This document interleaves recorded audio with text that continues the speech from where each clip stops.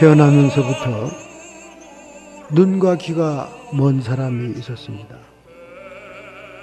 그래서 그는 이 세상의 만물이 어떻게 생겼는지, 얼마나 아름다운지를 깨닫지 못했습니다.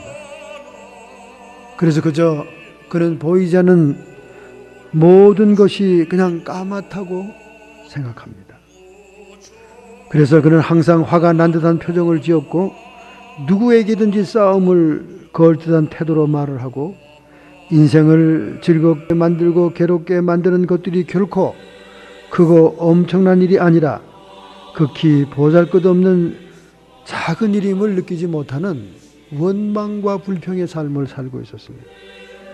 개나 말과 다를 바 없는 동물과 같은 모습으로 살고 있었습니다. 옷을 입고 다니니까 사람이라고 보는 거지, 그의 행동은 짐승과 꼭 같았습니다. 사람은 간식이라는 명목으로 수시로 먹기도 하지만은 대개 하루 세 끼 때를 정하고 음식을 취하는데, 이 사람은 때를 가리지 않고 항상 먹을 것을 먹고 또 먹고 그랬습니다. 그러나 그의 생리적인 욕망은 채워지질 않았습니다. 그런 귀먹고 말 못하는 사람을 가리키기 위해 선생이 여러 명이 왔지만은 그 여러 명 선생들이 들어올 때마다 각오를 단단히 했으나 짐승과도 같은 그의 생활을 보고 그와 대화하고 그와 함께 있다가 포기하고 말았습니다. 그때 설리반이라는 선생이 그에게 찾아왔습니다. 이 선생님은 아무것도 모르고 그에게 친절한 마음으로 다가왔지만은 아무것도 구별할 수 없는 그에게 무에서 유를 창조하신 하나님을 가리키기 위해서 끈질기 노력을 했습니다. 사람이 사람 구실을 하기 위해 겪어야 될 그런 고통은 너무나 힘들었습니다. 이 설리반 선생의 노력으로 또 그의 인내는 조금씩 그를 사람의 모습으로 찾아가게 해 주었습니다. 모든 것들을 개념을 정하고 관념을 정하고 생각할 수 있도록 그를 참으면서 인내하면서 가리킬 수밖에 없었는데, 하나님은 어떻게 생겼을까?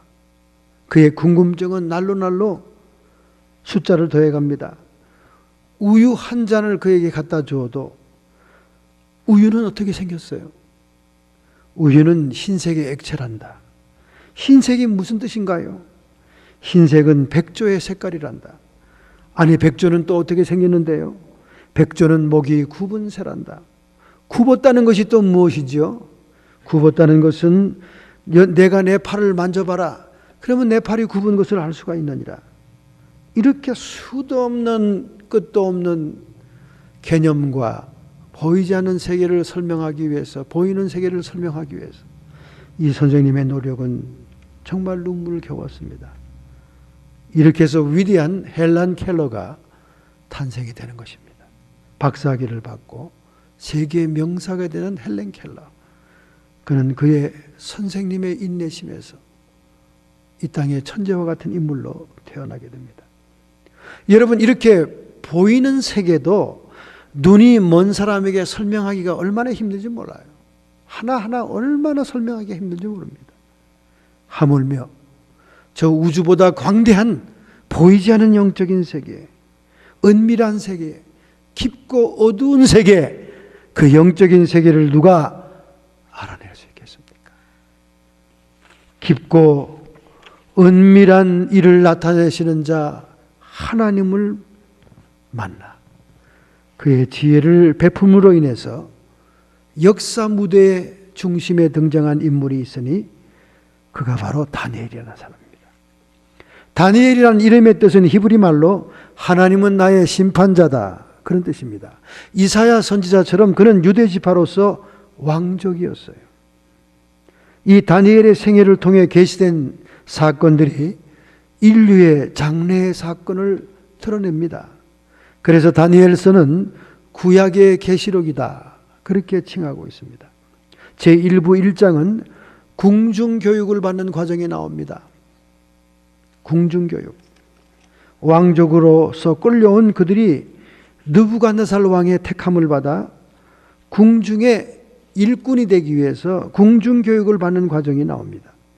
특별히 세 친구와 함께 단단한 우정을 나누면서 함께 헌시적인 신앙을 표현하는 장면이 나오죠. 왕의 식탁에 올라갔던 우상에 들려졌던 모든 식물들을 거부하죠. 그러나 도리어 그들은 더 건강해 보였고 이 신앙의 보상으로 하나님의 놀라운 비밀을 깨닫게 되는 역사가 일어납니다. 제2부는 2장부터 7장입니다. 왕이 꿈을 꿨어요. 금신상의 꿈을 꾸는 장면이 오늘 본문의 장면입니다. 그 후에는 네 짐승의 환상을 보게 되고 이 모든 것들은 세계 제국의 흥망성쇠를 예언하는 역사의 주관자 되신 하나님, 그 하나님이 계시하는 꿈과 환상이었습니다. 그러나 세계 대제국의 첫 번째 제국의 통치자로 허락을 받은 이 느부갓네살 왕이 신바벨론의 왕이죠. 왕이 하나님 앞에 교만하게 되므로 결국 그가 교만했던 그의 손자 벨사살 때에 바벨론은 멸망당하고 이어서 일어난 다리오 왕이 그의 부하들의 음모에 의해서 다니엘이 감옥에 갇히게 되었을 때 사자의 입을 막아 그를 살아내게 하므로 다리오 왕이 하나님을 찬양하고 그리고 하나님을 전국에 반포하는 승인 조서가 기술되는 제2부가 나옵니다. 제3부는 8장부터 12장으로 장차 페르시아와 헬라 제국에 의한 선민들이 박해당할 것, 전국에는 메시아가 나타나 구원을 베풀며 뜨인 돌처럼 사람의 손으로 하지 아니한 나라, 하나님의 나라가 도래되는 것을 예언하고 있습니다. 그래서 에스겔의 환상은 그가 제사장이었기 때문에 종교적인 환상이라고 한다면 다니엘의 환상은 정치적인 환상이다. 그렇게 얘기할 수 있습니다. 본서의 마지막 예언에 언급된 모든 환상들은 느부갓네살 왕에서 시리아 왕 안디오코스 에피파네스에 이르기까지 박해된 모든 역사가 성취되고 있는 것을 보여주고 있습니다. 따라서 BC 605년부터 BC 536억간의 71년 동안 기록된 역사적인 예언의 말씀이 다니엘서인 거예요. 이 다니엘과 그의 친구들은 느부갓네살 왕이 제1차 예루살렘을 침공했을 때 BC 605년에 포로로 끌려갔습니다. 여호야김 왕과 함께 끌려갔던 그런 왕족들이었어요. 그들이 세계 최대의 제국 속에서 하나님이 섭리하심으로 역사의 중앙, 정치 중앙의 무대에 등장하는 사실이 기록되고 있는 것입니다. 먼저 우리 18절부터 19절의 말씀을 한번 읽어보겠습니다. 다니엘서 2장 1233페이지 18절 19절입니다. 하늘에 계신 하나님이 이 은밀한 일에 대하여 긍휼히 여기사 자기 다니엘과 동무들이 바벨론의 다른 박사와 함께 죽임을 당치 않게 하시기를 그들로 구하게 하시니라. 이에 이 은밀한 것이 밤의 이상으로 다니엘에게 나타나 보이매 다니엘이 하늘에 계신 하나님을 찬송하니라. 아멘. 여러분, 이 얘기는 무슨 얘기냐? 느부갓네살 왕이 꿈을 꿨다는 거예요. 꿈을 꿨는데 그 당시에 아리옥을 비롯한 모든 술사와 박사들이 꿈을 해석하지 못합니다. 해석할 수 없는 것이 꿈까지 알아맞추라 그러니 해석할 수가 없는 거죠. 얼마나 느부갓네살 왕이 지혜로운 왕인지, 그가 정말로 꿈을 잊어버렸는지 모르겠지만은 꿈까지 알아맞혀서 해석하라 하는 것은 굉장히 지혜로운 행동입니다. 왜냐하면 꿈 해석이라는 것은 너무나 다양하기 때문에 바벨론의 술사와 박사들이 엉뚱한 해석을 해도 진위를 구분할 수가 없는 것입니다. 그러나 이 느부갓네살 왕은 자기가 꾼 꿈까지 맞추는 해석이라면 옳은 해석이라고 생각할 수 있다, 이렇게 생각한 거죠. 그런데 아무도 그 꿈을 알아내지도 해석할 수도 없습니다. 그 당장 죽이라고 합니다.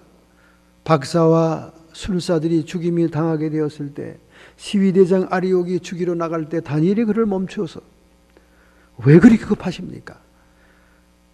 왕께 말미를 달라고 그러시고 시간을 달라고 그러세요. 그래서 그는 그의 세 친구와 함께 절박한 기도를 드리게 됩니다. 놀랍게도 깊고 은밀한 일을 나타내시는 자 하나님께서 그들이 기도 중에 응답하시고 그 환상을 이상 중에 보여주게 됩니다. 그것은 다름 아닌 금신상의 꿈이었어요. 머리는 금으로 되어 있고 발가락은 흙과 쇠로 함께 된 그런 모습의 금신상이 그 꿈의 형상이었습니다. 결국 다니엘은 긴박한 상황 속에서 하나님께서 가르쳐준 비밀을 왕 앞에서 해석함으로 인해서 그는 바벨론 정치의 중심 무대에 등장하게 됩니다. 얼마나 놀라운 하나님의 섭리입니까? 지난달에 종교기관과 종교인의 정치 참여에 대해서 여론조사를 실시한 기독교 윤리 실천 운동이 있었습니다. 이들은 2013년 한국교회 사회적 신로도 여론조사를 통해서 과연 종교인들이 정치에 참여하는 것이 옳은가? 정치 참여에 대한 여론조사에 반대가 39.9%입니다. 적극적으로 반대한다 34.8%입니다. 찬성 20.7%입니다. 거의 80%의 사람들이 정치 참여를 반대했습니다. 정치인의 과세에 대해서는 찬성이 85.9%입니다. 세금을 물려야 된다. 가장 신뢰하는 종교는 가톨릭으로서 29.2%, 불교 28.0%, 개신교는 21.3%였습니다. 종교가 없는 사람들의 종교 신로대는 가톨릭이 32.7%, 불교는 26.6%, 개신교는 8.6%에 불과했습니다. 종교인들이 정치에 참여해서는 안 된다. 현대 한국의 여론조사입니다. 그러나 하나님께서는 이 다니엘을 역사적인 정치 중심 무대로 등장시키는 하나님의 섭리를 보입니다. 이사야서 29장 14절에 말씀합니다. 그러므로 내가 이 백성 중에 기이한 일, 곧 기이하고 가장 기이한 일을 다시 행하리니 그들 중에 지혜자의 지혜가 없어지고 명철자의 총명이 가려워지리라. 하나님이 계시한 느부갓네살 왕의 세계 역사에 대한 계시는 일반 술사나 박사는 해석할 수 없었어요. 지혜자의 지혜가 없어지고 명철자의 총명이 가려워질 뿐이었습니다.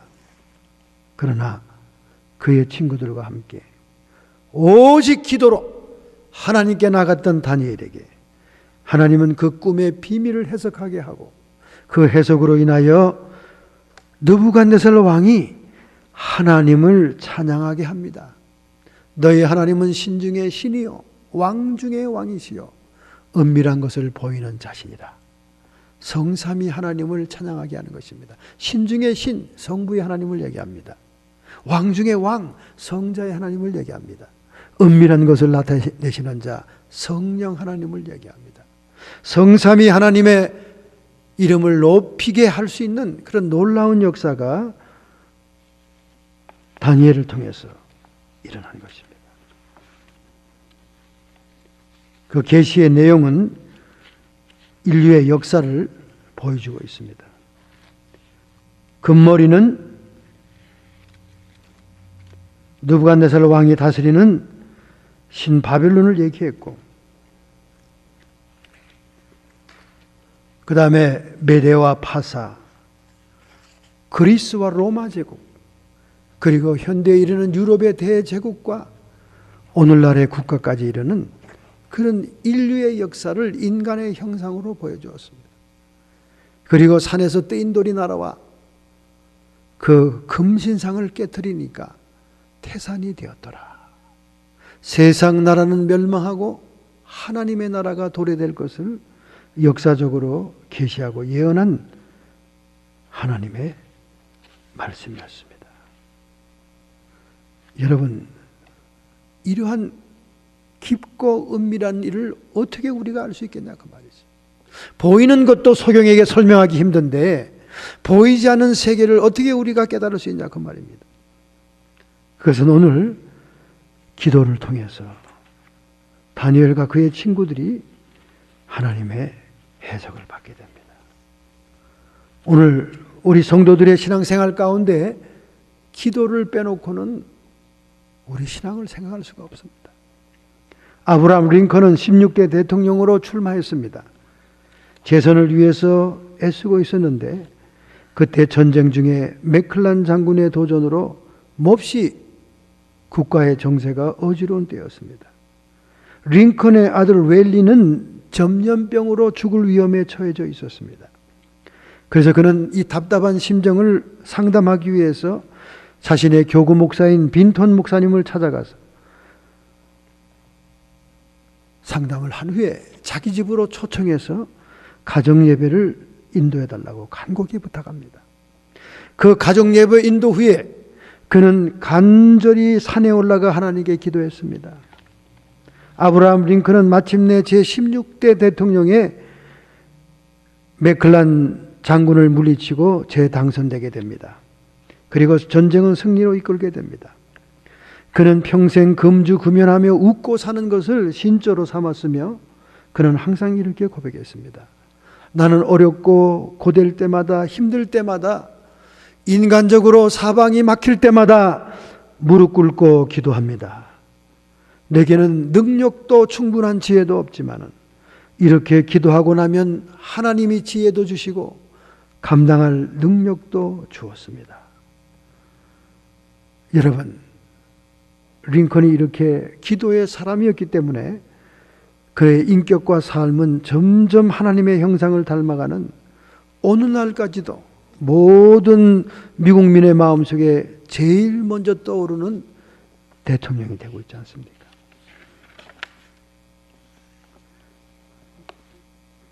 우리 성도들의 생활 가운데 기도만이 하나님의 지혜와 하나님의 계시와 하나님의 이상을 통하여 미래와 장래와 깊은 뜻을 깨달을 수 있는 것을 우리가 알 수 있습니다.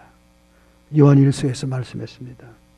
너희가 받지 못함은 구하지 아니하며 구하여도 얻지 못하는 것은 정령으로 쓰려고 잘못 구함이라. 우리가 기도에 응답이 없는 것은 정력적으로 자꾸 기도하기 때문에 응답이 없다는 거예요. 그러나 요한일서 5장 14절에 말씀합니다. 그를 향하여 우리의 가진 바 담대한 것이 이것이니 그의 뜻대로 무엇을 구하면 들으심이라. 할렐루야. 기도도 어떤 기도냐가 중요한 거죠. 하나님의 뜻대로 하는 기도냐, 나의 사역과 정욕과 욕심을 채우기 위한 기도냐.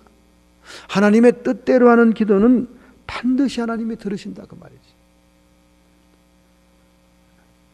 뿐만 아니라 우리의 기도는 절박한 기도가 되어야 됩니다. 절박한 기도. 스페인에 쿡이라는 선장이 있었습니다. 그는 여러 항구를 다니면서 항해를 하다가 집에 돌아오는데 한 달 또는 3개월에서 6개월 집에 돌아오는 날짜가 그렇게 오래 걸렸습니다. 그에게는 귀여운 아들이 하나 있는데 항해에서 돌아오면 그리웠던 아들을 안고 입을 맞추고 선물을 주면서, 그러나 또 배가 떠날 때가 되면 못 내어 아쉬워하면서 아들과 헤어집니다. 한 번은 항해하고 집에 돌아와 아들과 지내다가 다시 배를 타려고 하는데 절대로 아들이 아버지를 보내려고 하지 않습니다. 떨어지질 않으려고 해요. 그래서 아버지가 큰 결심을 합니다. 이번에는 항해가 1년이 걸릴지도 모르니 내가 아들을 데리고 가리라. 근데 그렇게 마음을 먹고 아들에게 바다에 가면 하늘과 바다밖에 보이지 않아. 그러니 네가 좋아하는 모든 장난감, 모든 것들을 다 들고 가라. 그래야 네가 지루하지 않을 것이다. 결국 이 아들은 자기 집에 있는 모든 장난감을 다 패키지해서 배에다 실게 됩니다.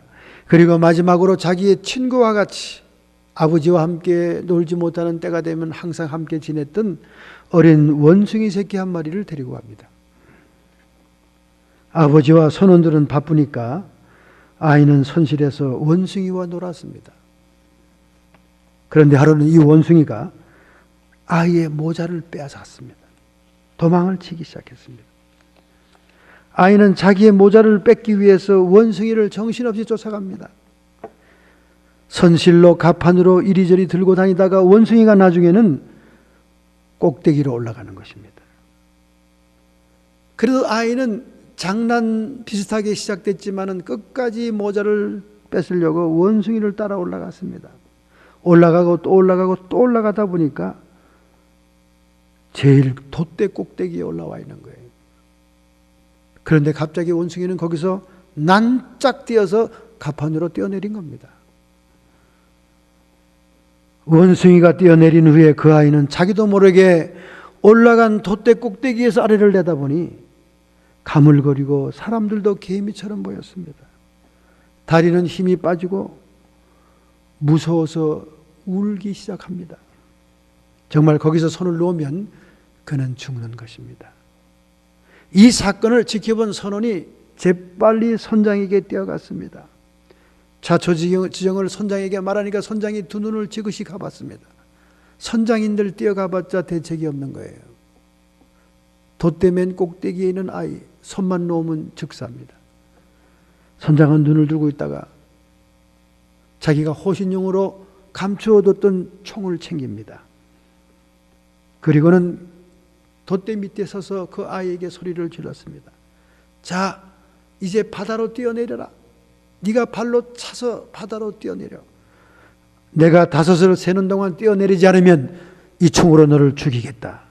그렇게 소리를 쳤습니다. 이 아이는 정신도 아찔하고 다리도 후들거리고 바다에 뛰어내린다는 것은 상상할 수도 없는데 자기 아버지는 한번 한다고 하면 하는 사람인 줄 알기 때문에 총에 맞아 죽느니 바다에 떨어지자 하고는 마지막 후들거리는 다리를 돛대를 힘차게 찬 다음 바다에 붕덩 떨어졌습니다. 바다에 떨어진 아이를 거하는 것은 식은 죽 먹기죠. 선원들이 준비하고 있다가 주보와 줄을 가지고 뛰어내려가서 아이를 안고 올라온 것입니다. 여러분, 이것은 절박한 기도를 여러분께 얘기하려고 길게 얘기한 말입니다. 여러분과 제가 어린아이처럼 상상할 수 없고 어질거리는 바다에, 위험만 기다리고 있는 바다에 뛰어내릴 만한 절박함이 없이는 기도로 무엇을 응답받으려고 해서는 안 됩니다. 지금 다니엘과 그의 세 친구의 기도는 죽음과 생의 갈림길에 있었던 절박한 기도예요. 누군가가 느부갓네살 왕의 꿈을 알아내고 해석하지 않으면 다 그냥 죽는 거예요. 제국의 왕들은 사람의 목숨을 귀하게 여기지 않아요. 자기의 마음에 들지 않으면 얼마든지 죽일 수 있는 거예요. 당장 12대 아리옥이 죽이러 나가는 차였지 않습니까?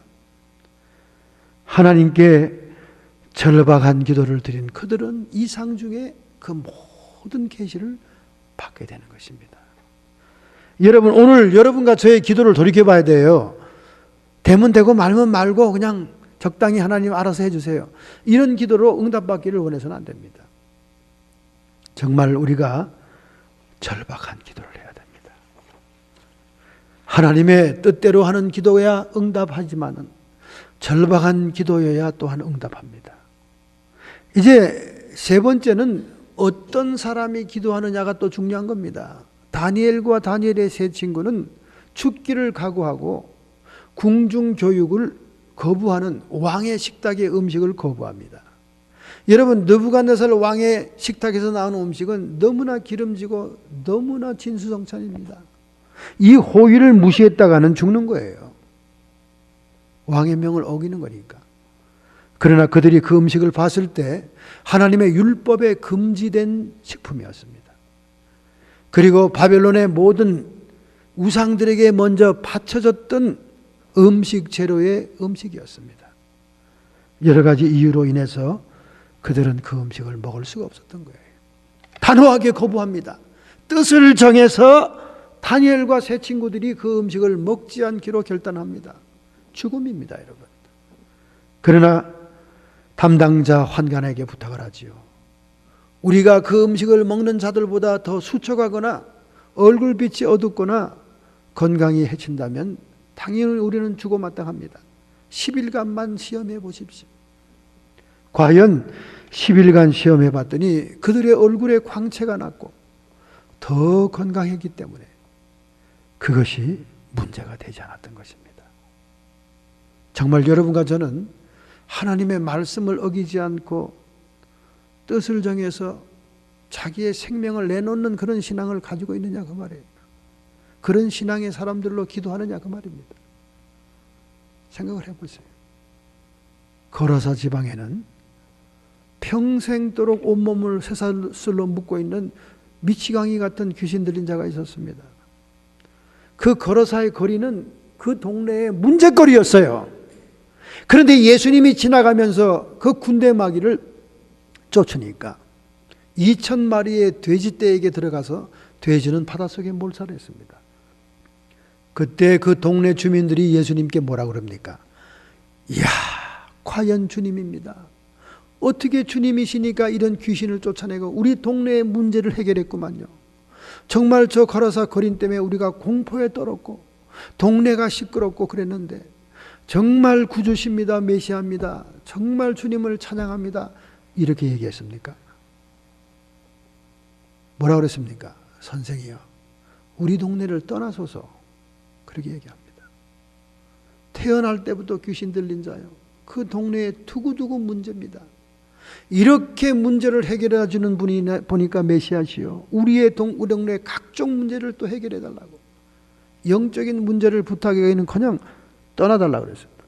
왜 그렇습니까? 왜 떠나달라고 그럽니까? 왜 떠나달라고 그래요? 에? 돼지가 죽었거든요. 다른 돼지 또 죽을 수도 있습니다. 이젠 또 소가 죽을지도 몰라요. 손해가 나는 일은 하지 않겠다는 겁니다. 오늘 우리 현대의 성도들도 하나님의 교회에 나와 앉아있지만은 영적인 문제가 귀하다는 생각하지 않습니다. 제가 저 세리토스 저 꼭대기 동네에 급한 신방 때문에 부림을 받아 갔습니다. 20살이 넘은 딸애인데 이 거라사의 광인처럼 날뛴다는 거예요. 그러니 이 동네에서 이 문제를 처리할 사람은 모든 사람이 황 목사라 그래서 안면이 없지만 전화로 부릅니다. 꼭 목사님 우리 가정을 위해 와주십시오. 그러더라고요. 그래서 제가 불이 났게 왕진 가는 의사처럼 갔지 않습니까? 1시간 반을 달려서. 갔더니 그 할머니가 내 손을 꼭 잡고 권사님이세요? 예, 권사입니다. 어떻게 된 일입니까? 제가 조용히 안방에 있더니 이제는 발악을 하네요. 저 발악하는 걸 좀 진정시켜 주세요. 제가 감당이 안 됩니다. 그래요. 어떻게 된 증상입니까? 쟤는 귀신 들린 애예요. 오래됐습니다. 목사님. 오늘 좀 해결해 주세요. 그래요. 같이 기도해 봅시다. 근데 나를 또 이렇게 부엌쪽으로 끌고 가더라고요. 부탁하더라고요. 목사님 부탁이 하나 있는데요. 무슨 또 부탁입니까? 그냥 귀신을 쫓아내긴 하지만은 너무 정신이 온전하게 하진 마세요. 왜 그래야 돼? 제가 디스에빌리티를 타거든요. 걔가 받는 돈이 안 나오면 우리 집에 지금 생활이 어려워져요. 그러니까 디스에빌리티는 탈 만큼만 고쳐주세요. 그 권사님이 측은해 보이더라고요. 뭐 권사님도 월표를 받겠지만은 기회하고 나온 돈을 합해야 집회임도 물고 자동차도 하고 생활이 된다는 거예요. 근데 목사님이 와서 그냥 귀신을 홀라당 다 뽑아주고 그냥 정신이 퀭 돌아오면 조사관이 나와서 디스에빌리터 불합격 판정 내리면 몇천 불 돈이 안 나오니까 생활이 어렵다는 거야. 그러니까 목사님 요 애가 막 발각만 안 하게 좀 그렇게만 좀 해주세요. 그래서 그날 신방이 성공했겠습니까, 여러분? 성공했겠어요? 그 아이는 저를 방에도 못 들어오게 문을 딱 잠궈버렸습니다. 방문을 강제로 뜯거나 목사님이 나에게 접근하면 폴리스를 부릅니다. 아주 소리를 깨끗 지르더라고 안에서. 그래서 얼굴 보지도 못하고 그냥 리빙룸에 죽치고 앉아있다가 권사님하고 예배드리고 하니까 문을 뾰족히 열고 나오더라고요. 그 소파에 앉아서 기도만 한번 해주고 그냥 왔어요. 목사님이 딴짓거리를 하면 자기는 당장 폴리스를 부릅니다. 아주 얼마나 엄포를 하는지.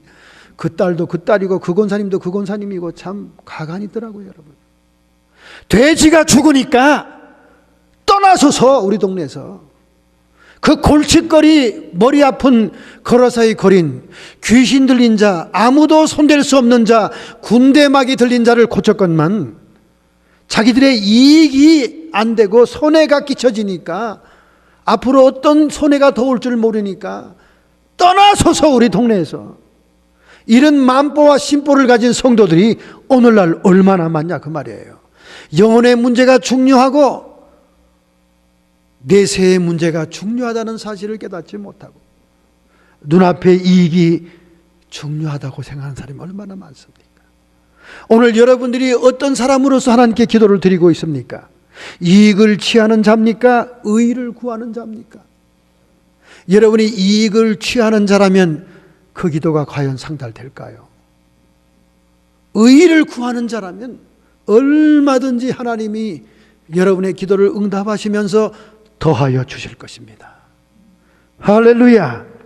바로 다니엘과 그 세 친구의 기도와 찬양만이 깊고 은밀한 일을 드러내는 하나님의 응답을 받은 것입니다.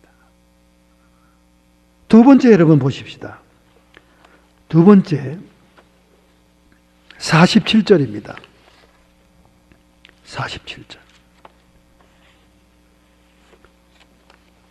2장 47절. 왕이 대답하여 다니엘에게 이르되 너희 하나님은 참으로 모든 신의 신이시요 모든 왕의 주제로시로다. 내가 능히 이 은밀한 것을 나타내었으니 내 하나님은 또 은밀한 것을 나타내시는 자로시로다. 느부갓네살 왕이 다니엘의 해석을 듣고는 하나님을 감탄하고 찬양합니다. 하나님을 진정한 신으로 고백합니다. 신 중의 신, 성부의 하나님, 왕 중의 왕, 성자의 하나님, 은밀한 것을 드러내는 성령의 하나님, 성삼위 하나님을 찬양하는 느부갓네살 왕의 신앙 고백을 볼 수가 있습니다. 결국 이 느부갓네살 왕이 보았던 신상의 꿈은 세상 제국의 역사요, 마지막 뜨인돌이 나라와 태산같이 되어버린 세상의 종말과 심판하는 예수의 재림은 하나님 나라의 도래를 보여주고 있는 거예요. 이미 시간적으로는 하나님의 나라가 우리 가운데 와 있습니다. 그러나 공간적으로는 예수 그리스도가 재림하는 그날 하나님의 나라는 지상에 임하게 될 것입니다. 그래서 레드 같은 종말론 신학자는 already not yet, 이미 하나님의 나라는 우리 가운데 와 있지만은 not yet, 공간적으로 역사적으로는 아직 온 것은 아니다, 이렇게 얘기하고 있습니다. 하나님의 역사의 완성의 과정을 계시한 위대한 꿈이었던 것입니다. 우상의 각 부위들이 역사 속에 멸명하는 제국들의 모습을 보여준 거예요. 신바벨론, 메데와 파사, 그리스, 로마, 현대의 제국들을 보여준 것입니다. 결국 뜨인돌이신 예수 그리스도가 재림할 때 의와 사랑의 하나님의 나라가 이 세상 나라를 대체하게 된다는 것입니다. 할렐루야. 이 신상의 꿈은 BC 603년경에 느부갓네살 왕이 꾼 것입니다. 다니엘서 7장 13절 14절에 말씀합니다. 그 권세는 영원한 권세라. 옮기지 아니할 것이요 그 나라는 패하지 아니할 것이니라. 세상 나라와 비교해서 하나님의 나라는 그 권세가 옮겨지지 않는다 그 말입니다. 결코 패하지 않은 영원한 권세의 나라가 될 것이다. 내가 또 밤 이상 중에 보았는데 인자 같은 이가 하늘 구름을 타고 와서 옛적부터 항상 계신 자에게 나와 그 앞에 인도되매 그에게 권세와 영광과 나라를 주고 모든 백성과 나라들의 각 방언하는 자로 그들을 섬기게 하셨으니 그 권세는 영원한 권세라. 옮기지 아니할 것이요 그 나라는 패하지 아니할 것이니라. 결국 세상은 심판받고 하나님의 나라가 도래될 것을 말씀하고 있는 것입니다. 할렐루야. 우리는 이러한 나라를 사모함을 믿습니다. 이러한 나라의 백성이 되기를 간절히 소망합니다. 우리 주님께서 이러한 나라를 우리에게 허락하시고 기다리고 계십니다. 세상은 점점 종말을 향해 가고 있는 것입니다. 오늘 여러분과 제가 신앙생활을 하되 깊이 있는 기도의 생활을 통해서 하나님의 뜻을 깨닫는 자가 되어야 됩니다. 예레미야 33장 3절에 말씀하기를 너는 내게 부르짖으라 내가 내게 응답하겠고 내가 알지 못하는 크고 비밀한 일을 내게 보이리라. 하나님이 크고 비밀한 일을 보이기 위해서는 우리의 부르짖는 기도가 필요하다는 것입니다. 다니엘도 그가 예루살렘 향하여 동편 창문을 열고 하루에 3번씩 기도하다가 예레미야 선지자를 통해 70년 만에 포로들이 고토로 예루살렘으로 귀환할 것을 깨닫게 되었어. 하나님께 그 귀환을 놓고 기도하는 장면이 다니엘서에 나옵니다. 여러분, 우리는 이런 기도의 사람이 돼야 돼요. 할렐루야. 한 번은 부흥회가 끝났는데 어떤 신사 양반이 저에게 이런 얘기를 하더라고요. 영적인 얘기, 신령한 얘기를 많이 들으니까 자기도 한마디를 보태고 싶었던 것 같아요. 목사님, 저는 구렁이 꿈을 꿨습니다. 우리 남자로서는 구렁이 꿈 한번 꾸는 것이 얼마나 소망입니까? 금색깔로 된 구렁이가 탁 저와 아내가 자는데 천정에 나타났는데요.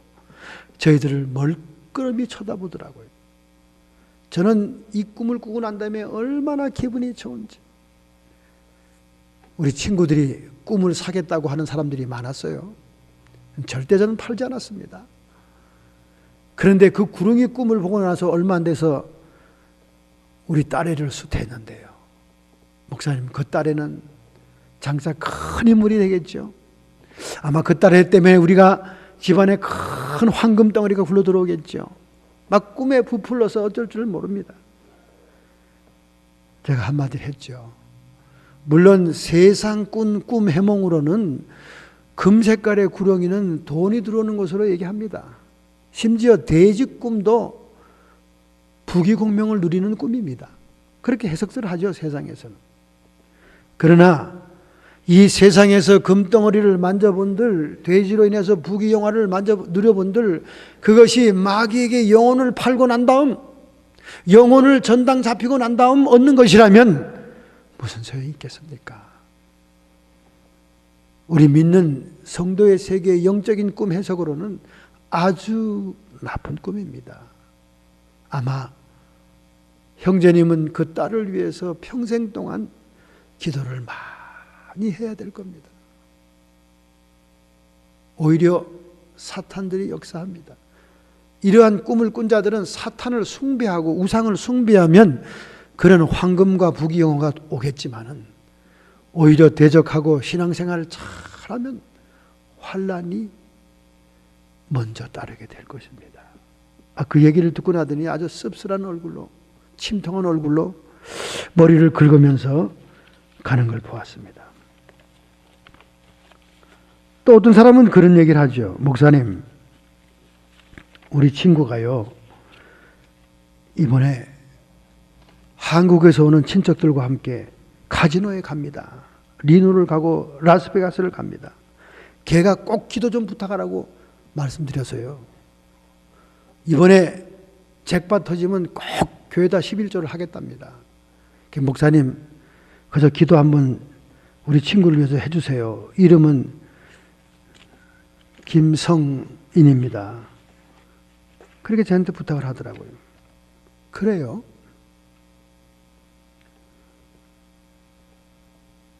저는 이런 부탁 이 동네 살면서 얼마나 많이 받아본지 모릅니다. 정말 많이 받아봤어요. 여러분, 이런 기도를 설마 교인들이 목사한테 할까 이렇게 생각이 되죠. 이 미국 교인들, 여기 교인들 수준이 그 정도밖에 안 됩니다. 합니다. 아주 뻔뻔스럽게 합니다. 뻔뻔스럽게 해요. 그래서 그러면 제가 그래서 그러면 그분에게 그렇게 얘기하세요. 1억을 타가지고 1,000만 원 하겠다는 생각하지 마시고 지금 타고 있는 주급에서 먼저 11조를 드리는 걸 내가 보면 기도해 드리겠습니다. 지금 타고 있는 얼마 안 되는 주급도 하나님께 드리지 못하는데 수백만 불, 수천만 불을 손에 쥐면 돈 단위가 커서 절대 11조 드리는 인간을 제가 본 적이 없나이다. 그러니 저는 기도를 못 해주겠습니다. 그냥 운명에 맡기라 그러시오. 돈이나 안 잃으면 감사한 일입니다. 이렇게 합당치 않은 기도를 요구하는 분들이 많아요. 정말 기도라고 해서 만능 방망이가 아닙니다. 그 기도를 드리는 자들이 하나님의 뜻에 맞는 기도를 하는지, 그 기도를 드리는 자들이 생명과 사망의 기로에서 절박한 기도를 하고 있는지, 그 기도를 드리는 자들이 정말 하나님의 의를 위해서 자기가 희생되고 손해보고 억울함을 당할 각오가 되어 있는지 그 마음 중심을 보고 응답하는 거지. 자기의 이익이 관여되면 하나님의 의는 그냥 버려버리는 그러한 신앙 정도 가지고는 특별한 기도를 응답받기로 원해서는 안 되는 겁니다. 여러분과 저의 기도가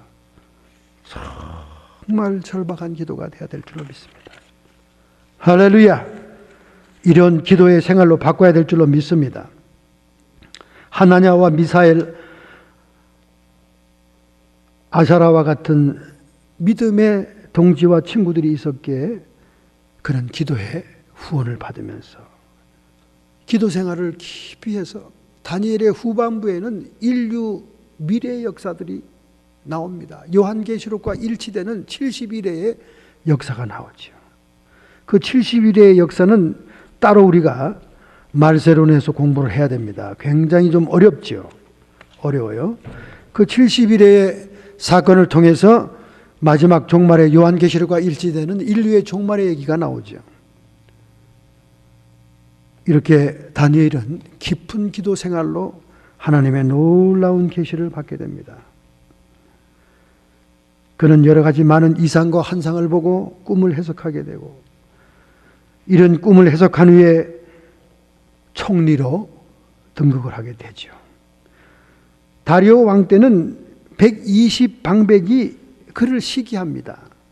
그래서 제2인자로 올라간 그를 모략하고자 왕의 조소가 있는 왕만을 섬기는 우상 숭배에 순응하지 않음으로 인해서 그는 사자굴에 들어가기도 하고, 또 느부갓네살 왕 때는 신상에 절하지 않으므로 그의 세 친구와 함께 불풀무에 들어갔다가 극적으로 살아난 역사를 우리가 보게 됩니다.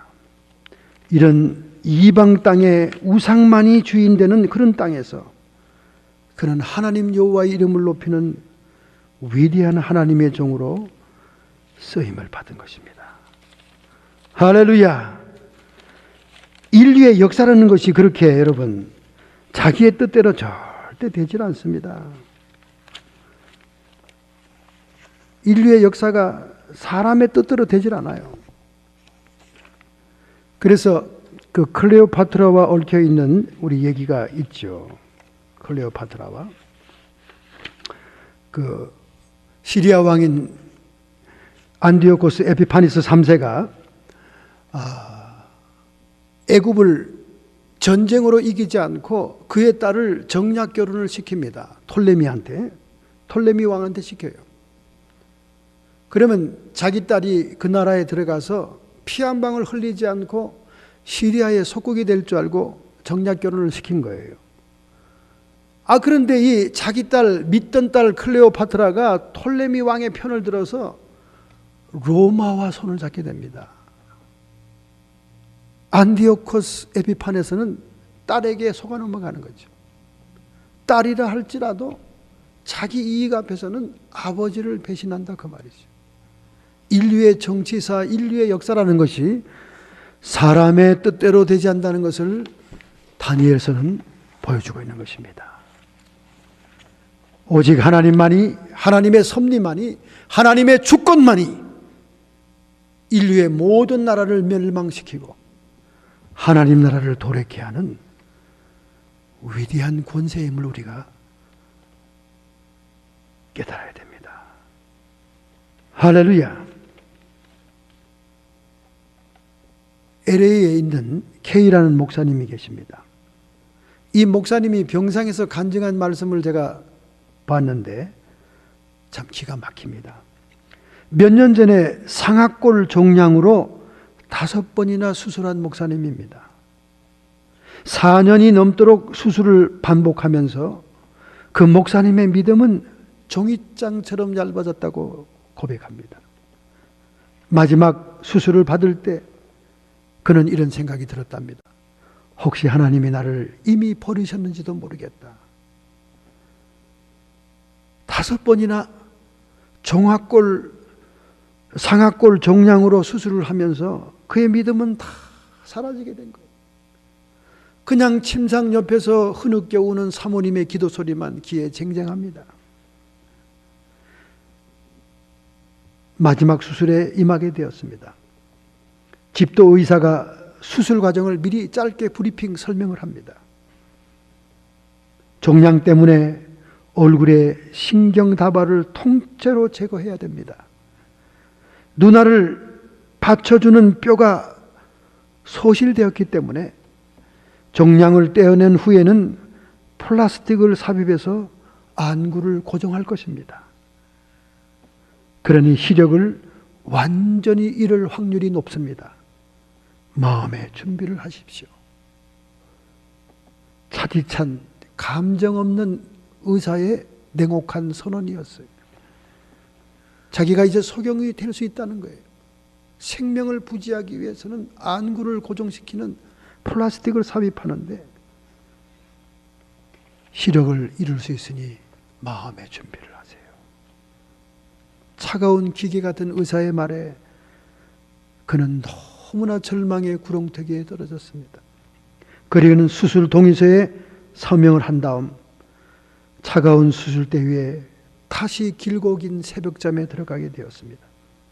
신경과 의사와 안과 의사, 이비인후과 의사 3사람이 교대로 자기 얼굴 위에 칼을 휘두르면서 한바탕 전쟁을 치르고 있었습니다. 8시간 동안 수술이 진행됐어요. 주변이 참 고요하다고 그런 느낌을 가지고 눈을 살며시 떴을 때 희미한 불빛이 들어오는 한밤중이었습니다. 그리고 머리 위에는 주렁주렁 매달린 주사약병들이 희미하게 눈에 들어왔습니다. 온 얼굴은 붕대로 도배되어 있었습니다. 태어나서 처음으로 그는 외롭다는 생각을 합니다. 그리고 외로움 속에 눈물이 주르르 흐르고 있는데 멀리서 간호원의 소리가 들리는 것 같아요. 수술이 잘 마무리되었으니 이제 환자가 깨어나게 되니까 숙소로 갔다가 내일 아침에 다시 오세요. 그런 간호원의 소리가 밖에 중환자 대기실에서 기다리는 사모에게 하는 소리로 가난하게 들렸습니다. 그리고 다시 의식을 잃었어요. 그리고 새벽이었습니다. 따뜻한 손길이 자기 머리를 스치고 지나가서 눈을 떠보니까 백인 할머니 간호사 한 명이 고무 튜브를 통해서 약물을 주입하고 있었습니다. 개슴철에 눈을 뜬 나를 보자 할머니 간호사가 웃으면서 괜찮으세요? 괜찮았습니까? 하고 물어보니까 내가 보입니까?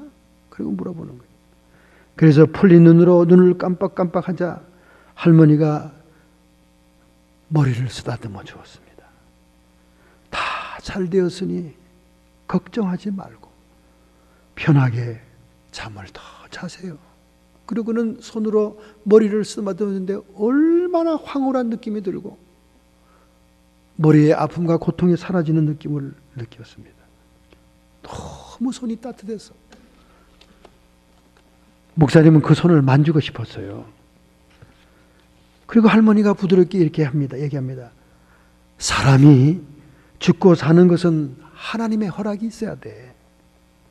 하나님께서 당신을 종으로 삼으셨는데 이제 와서 버리시겠는가? 그렇게 다정하게 얘기하는 그 말이 얼마나 마음에 평안을 주는지 몰랐습니다. 자기는 정말로 하나님께 버림받은 종인 줄 알았어요. 그리고 평안을 누리고 있는데 속으로 이런 생각이 들었습니다. 아니, 누가 이 할머니한테 내가 목사라는 얘기를 알려줬지? 하고 되묻고 싶었지만은 잠이 너무나 와서 또 잠으로 빠져들었습니다. 다음 날 오후에 불현듯이 그 할머니 간호사가 생각이 났습니다. 그래서 아내 사모에게 눈을 마주치고 인사라도 하라고 그 얘기를 자세히 얘기했습니다. 그랬더니 놀랍게도 아내가 뛰어오더니 목사님, 이 병원에는 할머니 연세된 간호사는 있지도 않대요. 그리고 생김에 대한 자세한 얘기를 아무리 얘기해도 그런 간호사가 이곳에 근무한 적이 없대요. 잘못하다가는 정신이 돌았다, 이상하다는 얘기를 들을까 봐 더 이상 말을 하지 않았습니다. 그리고 그는 그렇게 생각했습니다. 내가 사망과 생명 사이를 오락가락할 때 절망에 처한 이 종을 하나님이 사랑을 표현하기 위해서 할머니 간호사의 모습으로 나에게 왔다 갔구나 하면서 그는 눈물을 흘릴 때 그 영혼 속에서 놀라운 찬양이 올라오기 시작했습니다. 그는 하나님께 감사 기도를 드렸습니다. 하나님, 내가 비록 수술 중에 경향이 없었지만 내 옆에서 초토록 눈물로 기도한 사모의 기도를 들으시고 저에게 이렇게 신비한 할머니 간호원 천사를 보내주셨군요. 그는 하나님께 감사와 감격의 기도를 드렸습니다. 그리고는 퇴원했는데 후에 지금 사진 보니까 너무 멀쩡해요. 너무 잘생겼어요. 목사님이 아무 흉터도 없고 너무 수술이 잘 된 거예요. 우리 하나님이 기도하는 사람의 눈물의 기도를 받으십니다. 할렐루야. 여러분의 기도는 결코 땅에 떨어지지 않습니다. 오늘 여러분과 제가 울부짖는 부르짖는 기도 소리를 하나님은 들으십니다. 성도들에게 있어서 기도를 뺀다면 우리가 어찌 저 무궁무진한 영혼의 세계 속에 깊고 은밀한 일을 나타내시는 하나님 성령님과 함께 교제할 수 있겠습니까? 금년도에 우리의 기도의 생활을 활성화해야 될 줄로 믿습니다. 인간적으로 이 생각 저 생각하고 세상 환경 보고 염려하면 끝이 없고 한이 없는 것입니다. 우리의 모든 약함, 우리의 무능함을 주님 앞에 내놓고 아버지, 영원한 권세, 영원한 나라의 능력으로 우리의 삶을 주관하고 인도하여 주시옵소서. 결단하고 결심하는 마음으로 여러분의 가슴에 손을 얹겠습니다. 여러분의 아픈 부위에 상처에 손을 얹겠습니다. 하나님께서 이 시간 하나님 나라의 능력과 권세로 우리를 안수하고 붙들어 주심을 믿습니다. 전능자의 손길이 우리와 함께하고 있습니다. 우리가 생과 사의 갈림길에 서 있다 할지라도 우리의 절박하고 간절한 기도는 반드시 응답이 되는 줄로 믿습니다. 하나님 아버지, 이 시간 금년도에 저희들이 기도의 생활을 게을리지 않고 하나님의 뜻대로 기도하며 하나님을 위해 희생하며 이의를 구하지 않고 의의를 구하는 기도 하나님께 드리고자 결심합니다. 기도의 능력을 부어주시옵소서. 회개의 능력을 부어주시옵소서. 하나님이 동행하는 하나님의 나라의 능력이 우리에게 임하여 주심을 믿습니다. 결심하고 결단하는 성도들을 주님의 피 묻은 손으로 안수해 주시옵소서. 성도의 육체와 정신의 역사는 모든 질병의 뿌리는 이 시간 뽑혀 떠나갈지어다. 여호와 라파의 치료가 임할지어다. 모든 패인과 고통은 사라지고 온전한 건강으로 하나님의 나라를 구하는 자들이 되게 하옵소서. 우리 마음속에 끊임없이 밀려드는 세상 염려와 근심, 안목의 정욕, 이생의 자랑, 육체의 정욕으로 인해 우리를 얽매는 사탄의 미혹들에게서 생명과 평안을 얻게 하여 주시옵소서. 성령 안에서 의와 평강과 희락만이 하나님의 나라인 줄로 믿습니다. 악한 마귀 사탄 귀신의 세력들아, 모든 묶음을 풀고 저주의 결박과 흉악의 결박을 끊어버리고 예수 그리스도의 이름으로 쫓김을 받을지어다. 우리의 사방에서 떠나갈지어다. 하나님의 권세, 영원한 나라의 능력만이 우리에게 승리를 주심을 감사합니다. 예수님의 이름으로 축복하며 기도하옵나이다. 아멘.